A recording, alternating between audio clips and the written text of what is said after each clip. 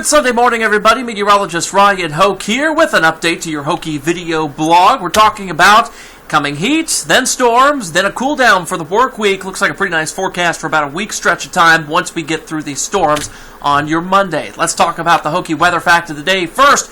And we're talking about the air inside a commercial airliner. It is typically drier than most deserts in the world. The relative humidity in an airliner between 12 and 15%.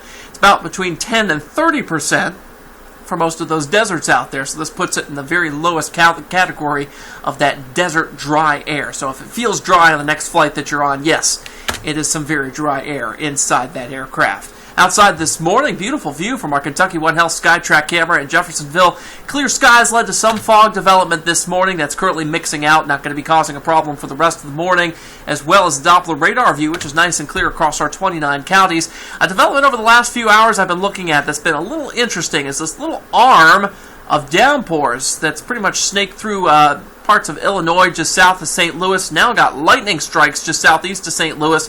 We'll watch that as it moves toward us. I will say that the dew point, which is again a measure of moisture in the air, is about 72, 70 degrees to the west of that line, and is about 67, 68 degrees to the west of that line. So it's encountering drier air. That's why this area of showers and what was thunderstorms is now dying as it heads toward Indy. So I suspect over the next several hours that anything that does try to develop out here will be weakening, dying off before it gets to us. We are still going to hold on to our mostly dry forecast for the remainder of the day across wave country. The only fly in that ointment would be the southern edge of any of these storms, the showers, the downpours from them. May get a couple of those in our southern Indiana counties through the afternoon, but it's not going to be a big deal. I think most of us do stay dry, as mentioned before. Here's a quick snapshot of the forecast for the day. Temperature-wise, you'll notice we get into the upper 80s. We'll hit 90 here in the city with the 80s in the suburbs and the outlying areas. It's a partly sunny forecast for the rest of the day as we do see the clouds begin to increase as we head toward the evening hours. Here's how it looks on Futurecast. We're at 80 by 10 o'clock this morning. Notice how it's not really picking up on those downpours. I think it's because of all the drier, not dry, but drier air that we have over us. That'll make a less conducive environment for any of those downpours to develop over us through most of the day. 3:30, we're still dry. Now, this is a new development on Futurecast, and it's something that a lot of the models were showing yesterday, then they got off of, and now, as you can see, they're getting back onto today. The fact that we may have some of these isolated to maybe just scattered thunderstorms across our southern Indiana counties throughout the middle and late portion of this evening, say between 9 and 12 o'clock. And at this point, we can't rule that out, but the chance is low. The chance of storms is better past midnight. You'll see this big line of thunderstorms starts to march in.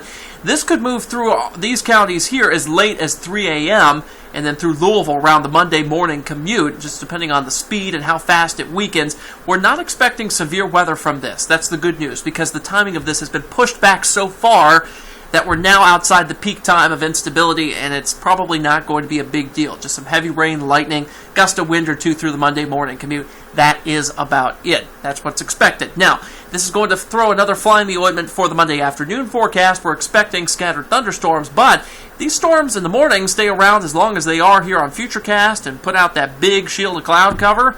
The storms on Monday afternoon may, for one, may not be as intense, and for two, may not be as widespread or even form at all. That's what Futurecast is trying to pick up on here. Only a few isolated showers, maybe a thunderstorm towards Cincy, where they've had more time to recover the atmosphere. At this point, I'm not willing to rule that out. I think that might be a true possibility here. So just keep in mind, as you're going through your Monday, we've got two chances of storms. One in the morning, one again in the afternoon and the evening. But the one in the afternoon and evening, not that great of a chance. It's the one in the morning that's a little more surefire at this point. Once we go throughout the late night hours on our Monday, any scattered storms that do form, they'll be out of here by then. It's a marginal risk of severe weather. Now, this is for the Monday afternoon and evening threat. The one for us today, basically the marginal risk ends right about there. So it's not even worth mentioning for us because it doesn't include us. But it's just showing you how those storms will be weakening as they move toward us very early Monday morning. Monday afternoon threat is iffy at best. So here's the 7-day breakdown. Here's how it shapes up. You'll notice that we've got the 10% storm chance for today. I've only done that for our southern Indiana counties from any one of those little downpours that try to intrude into Lawrence, Jackson, or Jennings counties. Basically for the Street Rod Nationals, for the Flea-Off Market, it's just going to be the heat, the partly cloudy skies that you do notice through that time frame. Rain totals, as we go throughout your Monday, probably won't be enough to trigger flooding because, again, the storms will be dying as they move through here. The latest run here of Futurecast tries to put over an inch, maybe almost 2 inches in Litchfield. I don't think it's going to be that crazy. That's the good news there. I think it's going to be more toward the half inch, the 3/4 inch, maybe up to 1 inch totals that we do see. And given the lack of rainfall overall that we've seen lately, I don't think it's going to be enough to cause much in the way of flash flooding issues. Now, once that front generating the afternoon chance of storms moves through, we will see much cooler air behind it. Now, this cooler air is going to dip us down into potentially the 70s for those outlying areas on Wednesday, just in time for the JCPS kiddos to head back to school. So, if you're taking the kids out to the bus stop, we'll start in the 60s. By the ride home, we'll be in the low 80s, but that's it. That's all we can say is going to happen temperature-wise. We'll have sunny skies through the day. The clear skies in the morning are good for if you're wanting to check out the Perseids meteor shower. Peak viewing between midnight and 6 a.m. Wednesday morning. Up to 60 meteors per hour. That's almost one a minute there. The Swift-Tuttle comet will be in the tail of that. The debris launching through the atmosphere and burning up those little rice-sized pellets there will be causing those meteors as we head throughout your Wednesday morning. Kind of a cool show there if you're able to get out there and experience it. Then we moderate in temperature and humidity as we go throughout the end of the week toward the weekend in the upper 80s, and I had to pull the trigger on 90 degrees for 2 of the days next week, the 16th and the 17th, because it looks like this ridge is going to build in here just enough that we were able to get into the lower 90s here.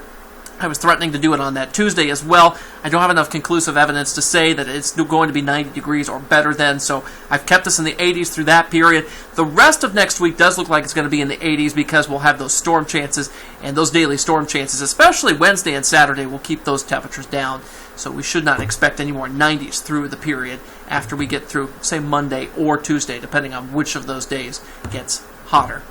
That's 14 days of weather for you here in just about 7 minutes. Hope everybody enjoys the rest of your weekend. Andy Weingarten is in for me tonight. I will see you as we head throughout the latter portion of this week.